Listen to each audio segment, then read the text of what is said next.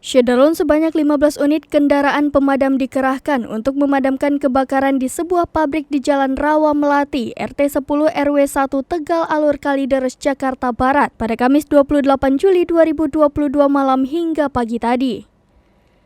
Kepala Seksi Operasional Suku Dinas atau Sudin Penanggulangan Kebakaran dan Penyelamatan atau Gulkarmat Jakarta Barat, Syarifuddin mengatakan sebanyak 75 personil juga diterjunkan ke lokasi untuk memadamkan api. Syarifuddin menyebut hingga kini petugas masih berada di lokasi untuk melakukan pemadaman api tersebut.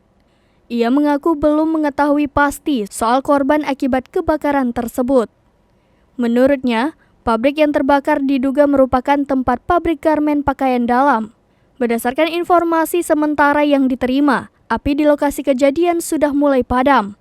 Namun, petugas masih melakukan pendinginan di lokasi kebakaran yang telah dilakukan sejak Kamis 28 Juli 2022 pukul 23.15 waktu Indonesia Barat.